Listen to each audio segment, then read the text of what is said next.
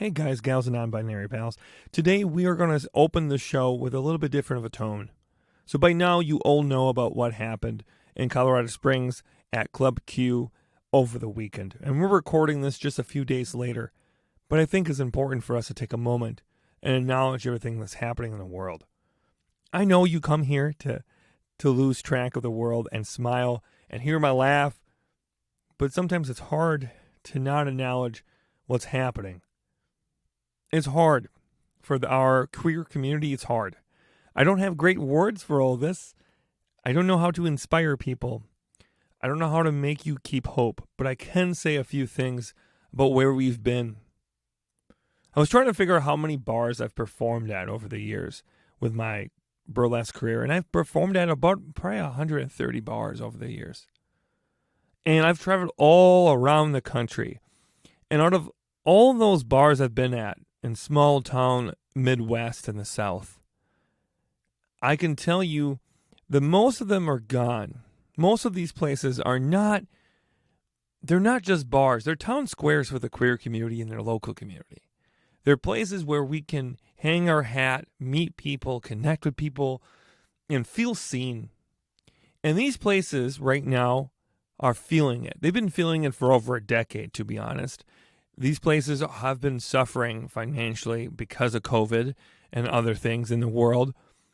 But don't allow this moment to scare you away from supporting the communities that need support. If you want to go watch a drag show, if you want to go watch your amazing local burlesque performers, if you want to support people who are expressing themselves and loving themselves in an open way, let now be the time that you do it. I know it's terrifying, and I know it's scary. As a person who's produced shows, over 300 shows in the last 10 years, I can tell you that after Pulse Nightclub, we established an exit strategy, and we established an active shooting strategy. And these were hard conversations we had, but we did it because we wanted to keep our audience safe. And we literally paid people to be audience members who were actually security guards. We did that every show, every large-scale show, that is, at the bars we were at for years because of how terrified we were. But we never wanted to stop expressing ourselves and stop loving ourselves the way we know fit publicly, because that's how they win. That's how they silence us, and we can't allow that to happen. So I know this is hard. And I know you feel alone, but I'm telling you right now, you are not alone, and you're never going to be alone. I'm right here, and we aren't going anywhere. And I will be speaking as the trans handyman openly in spaces where often we are not invited. And I don't know if it's going to get better, but I can tell you one thing, they're not going to silence us. They did that for decades.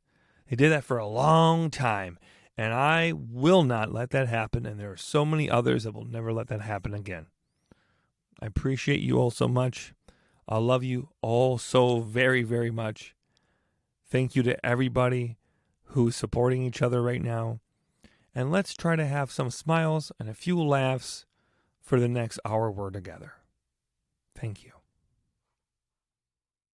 Mercury, Mercury, Stardust. She's a beacon of hope in the darkest night. Mercury, Mercury, Stardust. She'll teach you how to make it all alright. Hey there, hi, my name is Mercury, and I'm the trans handyman. My pronouns are she, her, and I teach compassionate DIY. We're here to help renters, LGBTQIA members, and anyone who's feeling left out in a DIY space. Hey guys, gals, and non-binary pals. Thank you for tuning in to episode 4 of the Handyman Hotline. I'm joined today by my wonderful co-host, Maggie Conrad. Heyo. Wow. I love the crowd cheer every time. Yeah. Caw-caw. Maggie, there's a bird in our office. Maggie, thank you for being here today with me. We have a wonderful show planned for us today. We have a rip-roaring good time. Is that what people still say? Rip-roaring? At our age, yeah. Yeah, at our age? Whoa, Maggie. Maggie, way to kick me in front of the bus. Hey, I included myself in that. Maggie, what have we been up to for the last week before we open up for questions and stuff? Oh my gosh. What have we been doing? Lots of stuff. You did a speech. There was lots of book stuff. Lots of very exciting book stuff. Yes. And also very hard book stuff. So much hard book stuff. I feel like I can't say anything else other than book stuff. I feel like I have been just... I feel like I have been just teasing the audience for over a year and a half that some audience members are going to get blue balls. Like, it's just been like, no, the book's coming. It's coming. It's coming. It's going to happen. The book is going to have some things in it that are really nice. And it's going to have some other things in it that are really cool. It's going to be very queer. Yeah, and it's going to be, all that we can say about the book is it's going to be gay. And there may be some things in there that are about handy stuff, but we can't tell you literally anything else. God, it's so funny. But the book stuff was good. We almost hit a deadline. We are a little bit past the deadline, but that's very natural for books. Yep, and normal. We're doing pretty good. We're on the home stretch for the book at this point, and hopefully we'll have some more things we could tell you in the next coming months. On top of that, we had the speech yesterday. We've had 2 speeches in the last week, I think. Mm-hmm. We've had the virtual one. I give, and for those who college. don't know, I give a lot of public speaking gigs, and I'm very thankful for those, but they take a lot out of me because it's like I'm telling my life story, and I've gotten really good at my life story, but you know that I have memory issues when I tell the story every time, and Maggie finds out new things every time. It's like a solid 45-minute speech every time, but it always ends differently. Always has something new. It always is like, next time I'm just going to talk about a unicorn, and then it's going to be magical bears for no reason. But yeah, no, it's really funny when you're telling your life story for profit, right? It's really interesting the things that people connect with and how I change the story for the audience that's in front of us and how I modify it for them. It's just interesting how you can connect with people. And you're really good at connecting with people on the speeches. I went to school for theater, and then I traveled the country as a professional performer. Yes. And then I've been an MC for the last 6 years. So I would say I better be damn good at it. But that being said, I got 4 more shows left of my weekly burlesque show before I retire from burlesque on December 16th. And we are now I think we're really close to 1,500 tickets. And we just opened up some more in-person tickets. Yeah, we did. So if you want to general admission. If you want to see us in person and see me host and perform burlesque, you have some chances to go to mercurystardust.com and get yourself some tickets in person. It's overflow. Yep. So that means that you'll be sitting in the way back. Or wherever you can fit. Or wherever you can fit. Like if people don't show up at a table or the front row isn't there for some reason, then you'll be able to move up and be in those spots. So that's kind of how that works. But we're really excited about it. We're aiming for 10,000 tickets for the last show on December 16th. Right now we're at 1,500. So we're getting there, and I think we can do it, but we need some help. So get those tickets at mercurystardust.com. All the profits from that show are going to go to help and support all the things we are doing here at Mercury Stardust Media LLC. Maggie, are you ready to answer some questions? I'm ready. Let's get those cues and give us A's. Wait, what? Wait, hold on. Give us cues and we'll give those A's. No. Let me try this again. I'm a professional. MC. I can do it. Okay. Give us those cues and I will slap some A's on you. No, that's bad. I guess I could go a different way. This is like the Scarlet Letter. This is like the opposite of what we want to do. Okay, give me those cues and I will just answer the fuckers. Hi, Mercury and Maggie. I'm not sure if you guys have ever gotten this question before, but my name is Wilbur, and my partner and I are both trans, and we're looking into moving into our own house in the future. Is there anything that you could think of that we should look out for in terms of anything that could be potentially wrong with the house, anything they might have tried to cover up, anything like that? That would be so fantastic if you guys could talk about this and give us some advice. Thank you so much. Have a good rest of your day, guys. So full disclosure, I'm not a homeowner. I am a renter. I've been renting from an apartment building for the last 15 years here in tropical Madison, Wisconsin. But Maggie has owned a home twice in her life, and she might have some tidbits in this. But I can give you some tidbits and some advice from a perspective of maintenance, right, and home repair, and kind of talk about what you can look over. But what I'm going to say is a blanket comment for this whole section is definitely get a home inspector. And Maggie can kind of talk about, like, how right now a lot of people are waiving the home inspections. Yeah. I know right now we're competing for homes and the best bid, and I know it's hard and the market is very difficult, but I cannot stress enough that, like, when you're purchasing a home and you're getting into this market, right, I feel like it's in your best interest to don't think anyone's doing you a favor. Yeah. Right? No one's doing you a favor in the home market. The people who are building the home, they're not. The people who are flipping the home, the people who are selling you the home, the realtors, the home inspectors, no one's doing you a favor. There's profits and lots of monies in homes. So don't think anyone is your friend unless it's someone you really, really know. You know, you got a really good realtor, I understand, but there's still big margins involved. And you need to be mindful of that. So that would be my word of tidbits from someone who's not really in that world, but has seen it happen a lot. Maggie, what is your advice on this? Yeah, so we've purchased 2 homes. The first one was a very small fixer-upper, definitely was like first home. And this was at a time when the market was still very fast in Austin, Texas, and it was very difficult to get into homes, but people were still doing home inspections. And so it was really important, and it helped us a lot.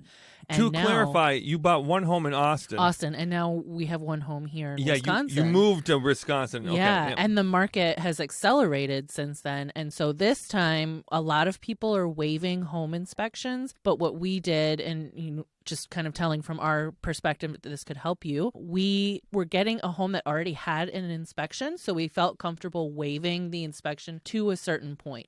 So we put a $10,000, limit. So it's like anything under $10,000, we're not going to nickel and dime them for this, that, and the other. If it was something major, over $10,000 worth of fixes, then, we would be able to negotiate with them. So that would be my recommendation. Instead, if you're not comfortable waiving it entirely, to at least put a figure down that you're comfortable that, like, if it was within this figure, we could figure it out and make it happen, because if it's just like one little thing that needs fixing here, but if it ends up being like major foundation work, you're not screwing the pooch, you're not getting... Is that the right analogy? I don't, Maggie. Metaphor. Honestly, whatever. I'm way out of my depth on this one, so I didn't know that you had to screw a pooch in order to be able to own a home. So that's news to me, Maggie. Yeah, but honestly, like, the home inspection is going, and you want a good home inspector, right? If you really trust your realtor, then definitely go with the person that they recommend. Otherwise, get somebody that is recommended to you from somebody who has had them before. We had a home inspector, but we also had an uncle who used to be a home inspector who also checked it out. So we had multiple opportunities to, like, catch things.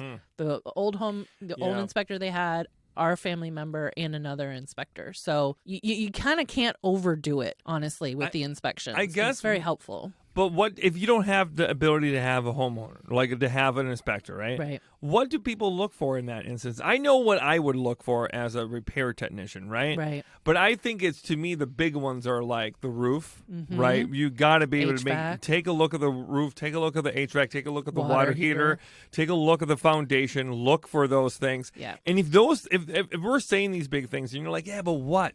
But what do you specifically look for?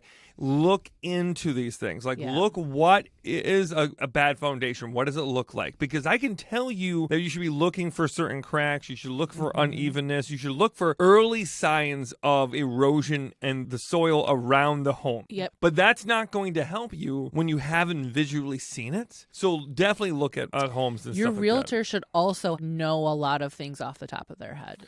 We were very blessed with a very good realtor in Austin, and she could look at a crack and say, yeah, that's a foundational crack. So they should be able to give you some of that information, the realtor as well, if you have a good one. It's important to note, though, that it's different in every county and different in every state. Yeah. So your realtor should know your local. Yes. Yeah. Everything. But the licenses for realtor are not always the same. Again, get somebody that's recommended. So since you bought a home in Austin, you bought a home in Madison, Wisconsin, can I ask you, what were the fundamental differences? Like, when you were buying a home in Austin, Texas, like 15 years ago, what was the major difference from the experience you had in Madison, like as far as like the realtor? Well, I mean, our realtor in Austin became a good friend of ours. She helped us buy my mom's house. She came to our wedding. Like, we just kind of got really lucky, I think, in that instance. I love how I was like, no one's doing you a favor, and Maggie minutes later is like, we're best friends with our first realtor. She like sent us clothes from her son for my son. But yeah, you really,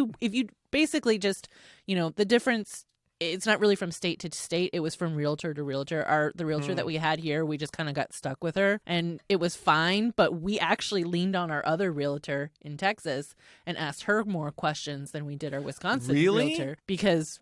So how did you get stuck? I don't know this. Yeah. So I'm asking an honest question here. How do you get stuck with a realtor? Don't you have any say in this? We found the house on Redfin. And so whoever's listing it was on Redfin. Oh, I see. That became the quote unquote realtor for the listing.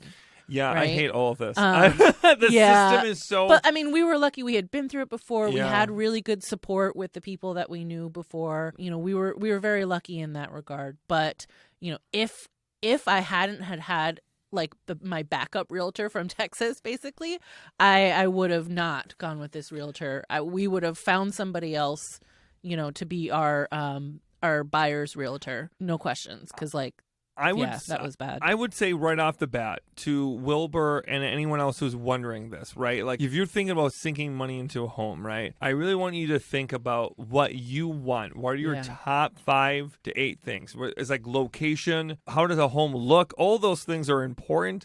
Land, futures prospect. Are there homes around you that is going to increase the value of the home? Those things are important to think about. So think about those things in a very investment point of view. Yeah. And then I want you to start thinking about do you want an older home?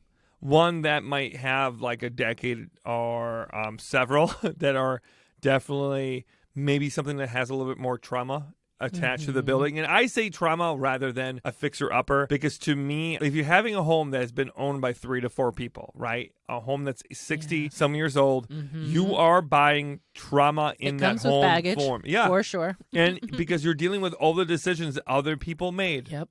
And those decisions can lead to you having to deal with it in a larger way. They're passing the buck forward. When you're buying a home, think about that. And if you're someone who wants to buy a newer home, if you're like, this home just popped up, is 3-4 years old, I want you to hear these words, and I think they're really important. Construction companies and people in this industry who've been in here for 15, 25, 30 years, we're all saying the same thing. The materials that are being used right now is not the same grade that we were using 5, 6, 7, 8 years ago. It's changing. And we're not sure what the home is going to look like in 15, 20 years. We don't know if some of this stuff is going to be good. We don't know. We talked about shark bite fittings last week, right? But right now, shark bite fittings, I looked into it after the podcast, and I wanted to see why plumbers are so against shark bite fittings. And they're not really against it when it comes to DIY things. But a lot of plumbing companies are now being forced to do shark bite fittings in newer homes because it's faster and it doesn't require expensive equipment, which means they're able to do a lot more in a short amount of time. And right now, we're so overloaded with jobs, they have to find ways to cut corners to maintain the job and to get these homes built in 6 months. And as I was saying to Maggie off air before, homes were not supposed to be built in 6 months before. Yeah. This is a new phenomenon where homes are being built in 3. I saw a home for my family. My family has a construction company up north now. Some of my cousins do. And they built a home in 4.5 months. And I still don't understand the logic, the timing, or how that makes sense to me. But I know that happens for a lot of people. They're able to do this stuff. And I don't know how that makes sense. Yeah. So I want people to really be mindful of that and really be aware of the world and how that's changing. And I would say it's best to get a home that's between 10 to 35 years old. And that would be the ideal. This isn't a brand new home, but it isn't one that has all the baggage of various things in it. But maybe it's something that you can definitely grow into your own and love. But I would be weary of really new homes right now. And I would be very weary of 100-year-old homes as well. So be mindful of all those things. And I will say just one thing, for anybody who is in the housing market and they're feeling pressured to not get an inspection, waiving an inspection for a seller doesn't mean you can't get an inspection. It just means that if you back out, you can't back out without losing money. You would lose a little bit of the money that you put down when you make an offer. But you can still do the inspection, and that way you're not caught with any surprises. And it might be worth losing $2,000 now than losing $50,000 down the line because you have a shit foundation. Ooh, can I say that? Maggie, I don't know if you remember this, but to start this question, I said, we're going to answer those fucking questions. So I think at this point, early in the podcast when we started 4 weeks ago, Maggie, I told you I don't want any swearing on this show. Yeah, that's why I was like, whoopsie. Well, fuck that. The F's and the shits are out of the bag. People who are tuning in from TikTok are like, I thought she was wholesome. Nope. She gets naked for strangers and she swears like a sailor. Okay, Maggie, what do you think? Do we answer this pretty good? I thought we answered this actually because you answered a lot of it. I'm going to say we answered it better than we typically answer these. This was really thorough. I learned a lot. Yeah, next one. Hi, my name's Mary Pat. I am a stay-at-home mom of 6 kids in Ohio, and I am trying to get my house in order now that everyone's back in school post-pandemic. And I have linoleum on my basement stairs I've been trying to pull up, but the silver guard on the end of each step is held down with screws that I cannot get out. And I don't know if they're stripped or if they've just been there for too long, but I try to drill in different size drill bits and a screwdriver, and they will not budge. Help. Oh boy, I hear this all the time. Stripped screws or rusted screws or just screws that just don't want to play nice with you, right? This is very common. So we're talking basically those brackets, those I actually don't know the name of they are either, but they're everywhere for steps, right? Yeah. They help to protect the linoleum Like the in the metal corners. trim. Yeah, essentially. It's a metal trim, we'll call it, on those steps going downstairs. And I want to say right off the bat, there is a bunch of different ways to go about this. So I'm just going to tell you every single way that I would remove a screw, and then we'll see if we can figure it out. I think the most universal way that works most times than not is a screw extractor. A screw extractor bit is one that is weirdly shaped and it drills into the screw and grabs it. So it basically goes into, it's like a bit that goes into your drill, and then it will just grab the screw inside of itself and then pull it out. Oh, wow. It is probably the best option, but it doesn't always work. And I need to preface all of these because all of these are not 100% sure. When it comes to trying to remove screws, there are some that will never be removed. You have to cut them and then bang in the rest into the framing. Does that make sense? Yeah, I've seen that. Where you're just cutting it off and then you're taking a grinder, grinding the tip off the best you can, and then taking a hammer and just pounding it in. That is the best case scenario sometimes, but hopefully some of the other ones will help. So the screw extractor bit is probably the best bet. $15 is the highest I've seen them. Maybe there's a $20 one out there, but typically they're fairly inexpensive, and I just think they're super handy. They're great for a bunch of different stuff. Now, if you want to kick it real old school and pull a farm girl fix, then you can do a rubber band. You can take a rubber band and you put it on the hole itself, on the slot. If we're talking like a Phillips X, if we're talking like the bit is X, right? You're taking a Phillips screwdriver to it. Then you can put the rubber band on it, and then the Phillips screwdriver will insert into the hole. Do you have a video for that? Yeah, I do. I helped a puppet. I've definitely seen that. I helped a puppet fix their Christmas tree last year as a holiday special, and it was very cute. But basically it's just a rubber band on that slot, and you push your screwdriver into there, and the rubber band expands, and it pushes up against the metal that's also pushing up against the hole, and that helps you to fill up the gap to get it out. I expect that won't work in this scenario because of the rust, and that's where it brings it to the second point. This is now the fun part where it's like, I don't really know. The two things Mercury suggested didn't work. I don't really want to cut it off. How the hell do I do this? WD-40, a vice grip wrench, and then a lot of grit and muscle and screaming and cussing, right? I want you to take a little bit of that WD-40 and spray it into the slot and around it and get up underneath the metal if you can, whatever you can. Spray it up in there. And I want you to try to soak up the hole with the nail. Like if you can even rub it back and forth, and like if you can turn the screw like even a little bit into it and pull it out and in and out, whatever you can do. Get it soaked up in there because that's going to help get it out. And then basically, you know when you're a kid and you get your neck stuck in the railing of a staircase like I did when I was a kid? Gonna grease your neck. Yeah, I literally did get my head stuck in a railing when I was a kid. I totally see and that. My mom came running with butter, and I'll never forget that. I'll never forget what it was like when my mom covered my neck in butter and just said, "Oh, stop being a baby and just push." And then I just yanked my head out. That's basically what we're trying to do with the screw, okay? What a great visual.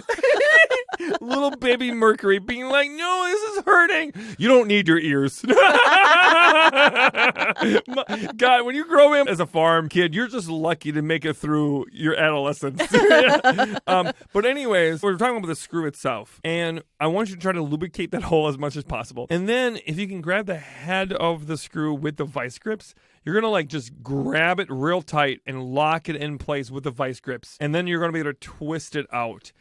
Hopefully that works. Hopefully that does its job. And a vice grips wrench is basically a locking mechanism. It is a bear trap of the wrench player's world, okay? This is probably the best bet, but you could snap it off. Okay, and if you snap it off, well, good. You took care of that because now you can pop off the metal and then you can just pound in the nail, a screw rather, or you can chop it off with either a Dremel, some type of oscillating tool, like a cutting tool. There's a bunch of them out there. Craftsman sells a $50 oscillating tool that isn't great, but it should do its job. There's even tools that are designed to cut the tip of a screw off and stuff. So there's things like that. I think that's the best route. Oh, out of one of them would work. But when we're dealing with anything rusty, I don't, it's hard to know. It's just She threw her hands up in exasperation. I did because I have been underneath a sink where the same problem has happened. Oh yeah. And when you're underneath on your back trying to figure it out, even on the stairs, these are never in convenient spaces. And they're never in spaces where you're like, "Oh yeah, this is going to be such a nice job." No, it's not. It's going to be a nightmare and wants you to have a bad day. But I want you to just remember that ultimately, if you have to cannibalize the screw or cannibalize the metal that you're going to take off and put a new on there, that's fine. You do not have to keep it nice. If you need to take cutters and cut around it, right, and take the rest of the metal off, do you know what I'm trying to say, Maggie? Yeah, snip the metal trim. To get a better look at what's going on, and then you can just rip it out or do the best you can, then I think that's another option too. The truth of the matter is they have tried things like trying a bigger bit and using other flatheads and screwdrivers, all those things. That's great. That's probably contributing to stripping it out more. Yeah. Low quality tools will also strip it out because those tools are going to kind of round it out and make it worse. Like, this is why I talk about like buying cheaper tools can actually lead to more expensive repairs. And I think we need to keep that in mind. Cheaper tools are great some of the times, and I never want to gatekeep that. I want you to do what you think is best. Just be aware you're kind of rolling the dice of fate when it goes to some of those tools, because that metal might be softer with that screwdriver, and because of it being softer, it might not fit the slot properly, and because if it's a little softer, it will actually round the inside of the screw out and strip it worse, and that's when you get the problems happening. But also when they're old, when these screws are old and rusted and just full of debris and all that other stuff, they're just going to fail more too, you know. They're just going to get stripped out more. So good luck. I hope it helps. And I'm going to say I answered this good. I'm going to say today I did a good job, Maggie. Good job, Mercury. Hi, this is from Mercury and Maggie, and my question is about a Black & Decker electric drill I have. It's stuck. It won't open or close the part where the bit goes. I'm wondering how to unstuck it and if there's anything that I should be doing to maintain it so that doesn't happen again. And then how do I easily loosen and tighten it without wrenching my wrists every time? That's my question. My name is Amy and I also live in wonderful Wisconsin. Thank you. Bye. I don't know. Well, my first thought is, are you using the drill to, the drill gun to open it and close it? Because usually I hold it and then push. I'm not really good with the terms, but you push the trigger and the drill does the work for you. I love that you went for this, and I'm so confused with what you're talking about. I think I know what you're trying to say, but I wasn't going to start there. Did they say it was a corded drill or a battery operated drill? Because there's a big difference here. They didn't right? say. If it's a corded drill, then that drill is it's going to naturally have a harder torque to it, right? It's the chuck in it, it's going to grab really tight. And then you might need, sometimes a corded drill will actually have a mechanism that will come with it, some type of chuck remover. I don't even know what. I'm so good at my job, Maggie. I don't even know the damn thing. I wish people could see the hand motions we've been making. This was, I was so excited to answer this, and then I heard it again, and I went, I am snap. so handy. Okay, let me try to say this again. We're going to go for it, Maggie. We're going to answer this, and this is going to be so good. So when we're talking about chucks themselves, right, one of the first things that can go bad on cheaper drills, and Black & Decker does definitely, it's on that side of a little bit more affordable for people. The first thing that will go bad is a chuck. It just will go bad. If it's holding on to your bits and it's not letting go, right? And then we want to try to remove the bit from the chuck itself. I think you're in the right realm of holding the tip of the drill and then reversing the drill. Right. I think that's what you mean. Yeah. That's what this person is attempting to do, and they're hurting their wrist. I will say that you can do that. That is not the way they tell you to do it, right?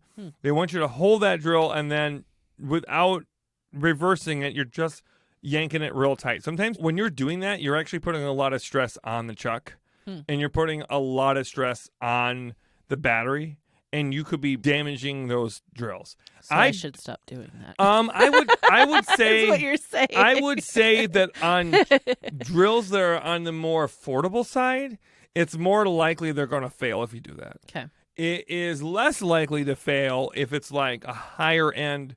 We're talking like Bosch, Makita, Milwaukee, right? Lower end ones might not last the test of time, like Hart and Black & Decker and Skill. They might not be the best ones to do that, but ultimately, how do you fix this?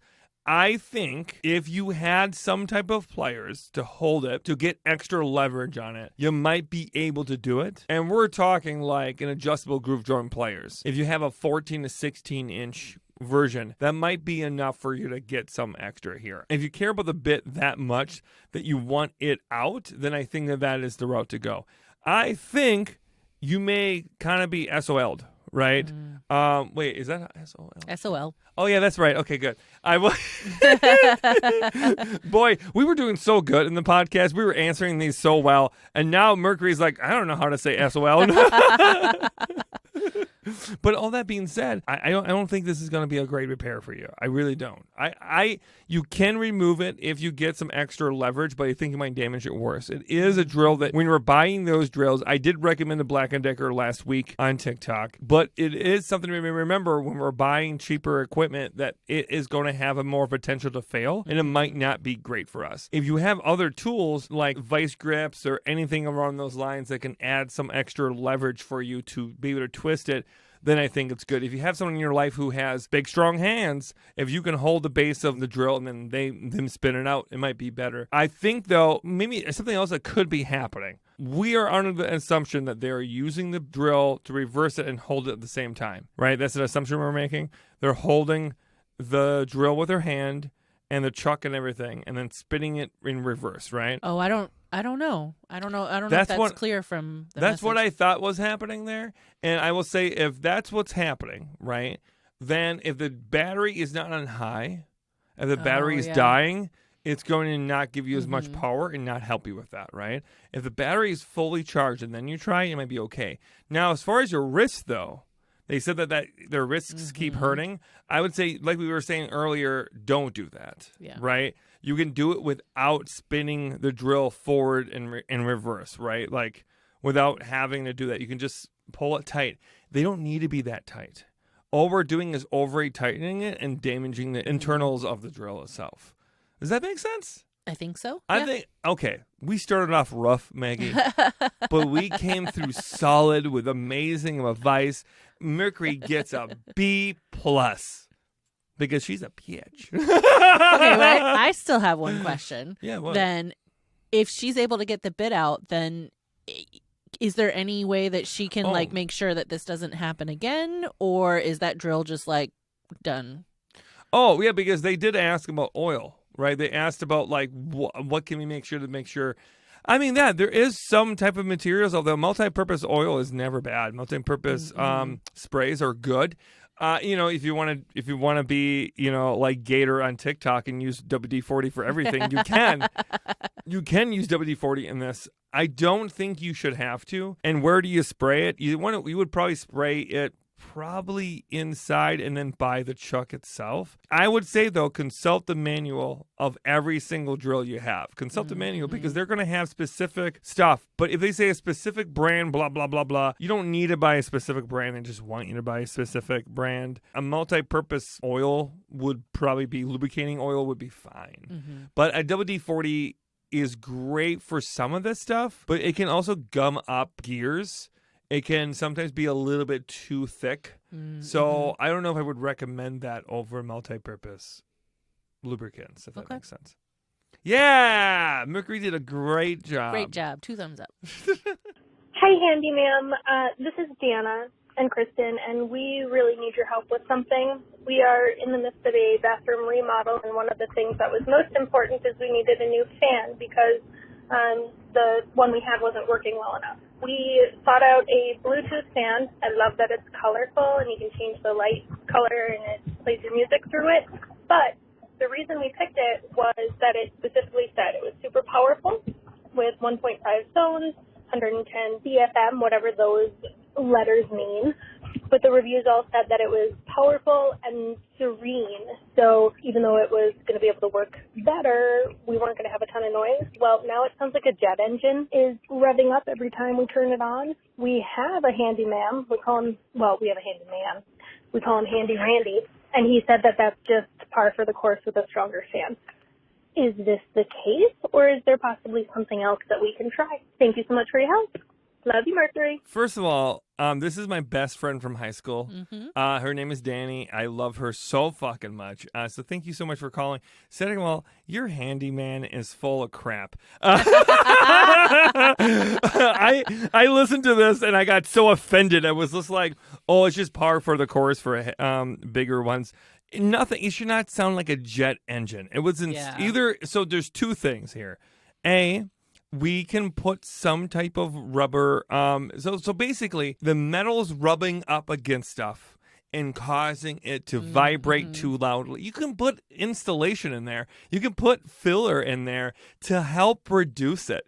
That's so comical. It's just par for the course. What a man being a man. That's the kind of guy that hurts himself at 9 o'clock in the morning on a job site. And then by 3 o'clock, he's like, yeah, my foot is bleeding for no reason. I don't know what to do. I don't know. Stop working. But anyways, so my thought process would be this, is I would get some type of rubber, this is great. I would think weather stripping anything would be really good at just putting it around the metal itself when you insert it into the ceiling and just giving it a little bit of a hug. A little bit of a hug. Just a little hug. Yeah, make sure it's all, electrical coating. A lot of that, there'll be specific stuff that you can put in there that's going to be safe for you. That's not going to be any type of electrical hazard. But I think you're good to go. I would also say another thing I would throw in there is I would double check to make sure nothing was left in there in accident.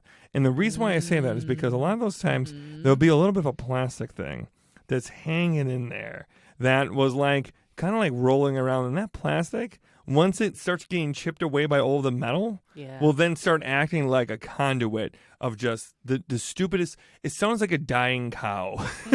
And we used to say that all the time when we worked in property, is that like we would hear dying cows in the background. And I think that there's something that could be lodged in there that you just double check there's not any plastic lying around, any type of thing that's bent, because once it's spinning, everything should be designed in a way that's not making more noise. Look for little things like that. But I think ultimately you can add in some type of insulation and rubber that's going to do just fine and take care of that. Full of shit. This is par for the course, my butt. You can play this for your handyman, and play this for your handyman, and you can let him know that I think he is not just wrong. I think that he doesn't want to do it. I think he's being lazy, and if he doesn't like it, you can call the handyman hotline, Randy, and you can tell me I'm wrong. I just issued a challenge. But in all honesty, I do think this should be something to be fixable. You know, I would be blown away if there was something that was not commercial grade. If this is just homeowner, grade materials, it should be something that's not going to cause that much noise. Yeah. Right? A lot of this equipment that's made now is made with like sensitivities to noise. Right? And if that's what it said, Serenity, and that's what it's marketing for, I would be blown away that there wasn't some effort to it, right? That I would say either something is damaged, something is missing, or installation can be added in order to pad it and make it a little bit less of a dying cow. No dying cows, please. Yeah, no dying cows. Hi, this is Sharon. My question is, I would love to figure out how to never have a hair clogged drain ever again. I have long hair. Right now I'm using one of those strainers, and it's just barely, like I have to clean it every time. I don't know. Is there an easier way other than, shaving my head, which I'm not going to do? So anyway, thank you. Bye. I think shaving your head is a great option. I don't know. I mean, that sounds like a great time. No, in all honesty, there is a lot of different directions we can go into. Zizi and I just bought a tub shroom. I love tub shrooms, but that's what this person has. That's what Sharon has here, and that's what she's saying she's just tired of. Yeah. And there's tub strainers. There's a whole bunch of different stuff out there. There is something that I never recommend, but Sharon, if you want to give this a try, go for it. That's called a drain funnel. Now, if you've followed me for a long time and you know how I feel about the drain funnel, you'll know that I think it's a hazard waiting to happen. But, if you tried everything else and you're really having a hard time with the strainers and it's just driving you nuts that you have to clean it every single time, I think the drain funnel, it would be an interesting experiment, Sharon. And you to call me up in a few months and let me know how it's going. Give us a text and please tell us. I would love to know. But in all honesty, the drain funnel is this design by this person who has spent years trying to make this happen. And I send him all my love. I just think it's a harebrained idea, and I think it's pun intended. I think, no pun intended, but definitely I will take it. I'll take all the response to that. But all that being said, he made this with the purpose of making it in a way where the hair can go down the drain and spin in a way that's going to push it past everything. And it's not going to get stuck on your cross bracket or anything in your drain that causes the problem. So it doesn't stop the hair. It just funnels it faster away. Yeah, down. And because it funnels it in that way, it supposedly helps to prevent clogs. And he has tested a lot of this in homes that are younger than 30 years. He has said so himself. If you have cast iron pipes and your home is older than 30 or 40 years, it might not be a great fit for you, right? That's where I have a problem with it, because you're putting something on the market where people aren't going to know that and understand it, and you're causing bigger problems. I will also say that, it might not be a problem in your drains, but it can be a problem in other drains. You get enough clogs. Right now, we're having huge issues across the country because people are using flushable wipes that are not flushable. Yeah. You're having full infrastructures that have to be ripped up from the ground and then dealt with because people are using flushable wipes. What do you think happens when we add in more hair, right? Yeah. Hair shouldn't go down the drain. Nothing should go down the drain unless it can be broken apart in a bazillion million pieces, right? That's why we're okay with natural blockage. That's okay. We're okay with toilet paper and etc. But when we're talking about like hair itself, especially if a lot of it is going down, I don't think it's a great idea to just let it go down. But in this instance, and for science, I'm going to say if you're really annoyed by all of it, just give it a try, and I wonder what's going to happen. But now let's talk about other preventative options because they're out there. There's definitely other options.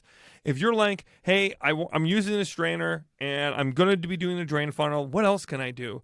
So the product that I recommend the most for preventative purposes is Thrift 100% Pure Lye. Okay? Lye will break down hair better than any other chemical. I am not a huge fan of chemical drain cleaners, as all of you know, but when we're talking about preventative methods, when we're talking about before the clog starts, it's absolutely okay. If you're someone who's losing a lot of hair in the drain and you are really afraid of it, I say start off with like once every other week, then graduate to once a month, then every 2 months, then quarterly. And then that should all be you have to do is just do it quarterly. And Thrift 100% Lye is honestly, I use that. I use Rapid Heat and I use Liquid Fire. Those are the three that I use the most. I stay away from Drano. I think Drano is kind of ineffective. Of all the drain cleaners, it's funny that just recently I edited a video where the person said, okay, Drano didn't work, so I have to use off-brand Drano. They're actually not all the same. All these products, Thrift is a whole different product, uses different chemicals than Drano does. Drano uses different chemicals than like Liquid Heat does. And sulfuric acid, I think I said that right. How did I say that? Sulfuric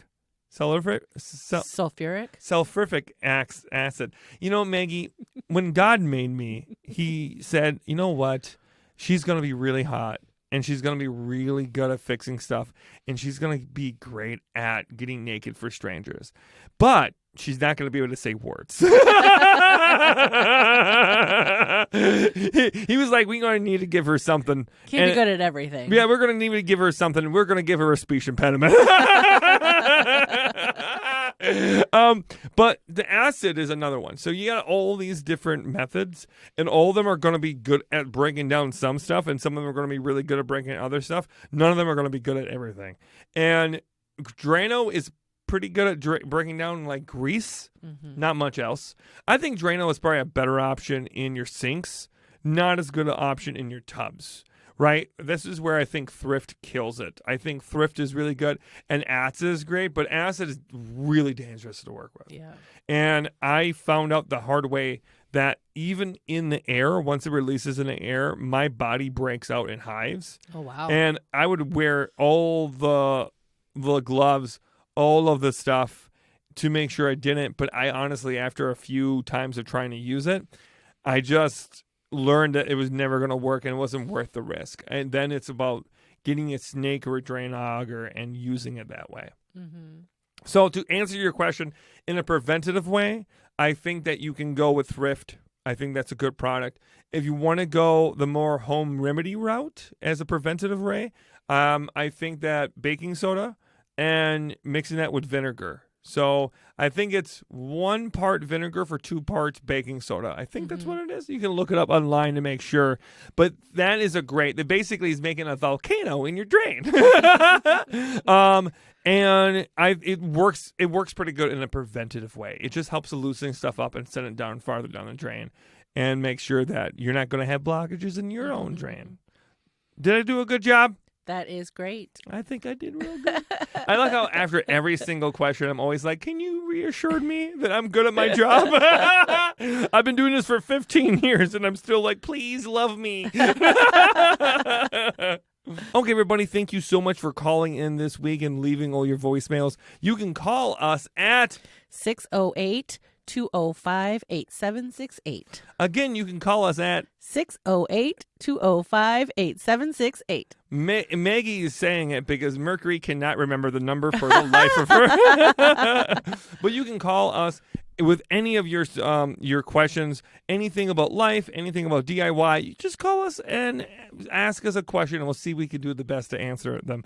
But also, we want to say thank you to everyone who's texting our number with ideas for the name of our workshop. I've seen some really cute ones coming through. We've had some really good ones. I will say right now, for me, my favorite is Mercury Station is right at the top of the list, okay? Did you see the, I don't remember exactly what it was, but it was like Galactic Studio or something. I hated like that one. I hated that one. There was a few, Homo Depot was another one. Oh, yeah, that was not the best. I kind of liked Galactic. I don't know. It was cute. I want one that I can actually say. Let me try to see if I can say it. Galactic. Am I saying it right? See, I can't. Yeah, I need a name of a shop, Maggie, that I can say. We just got done saying I have a speech impediment. All that being so sorry. If you have your suggestions for the name of our new studio, we just moved into a new studio a few weeks ago, and we're looking for a name to call it because I want to have a cool, catchy name. Instead of just the studio? Yeah, instead of just the studio. We're one part podcast studio, one part dressing room, 3 parts workshop, offices, and then, of course, going to have a tool library here for our local community. So a good name that can fit all those things and can make us, smile, but also just be really, really badass would be really nice.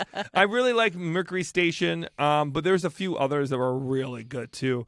But we will tell you more. We'll pick one in about 2 weeks. So you got some time. Send in some questions and send in some suggestions by texting the number 608-205-8768. Thank you all so much for listening. And remember, you're worth the time it takes to learn a new skill. Bye-bye. Bye. So grab your hammer and nails and paint your nails if you want to. You're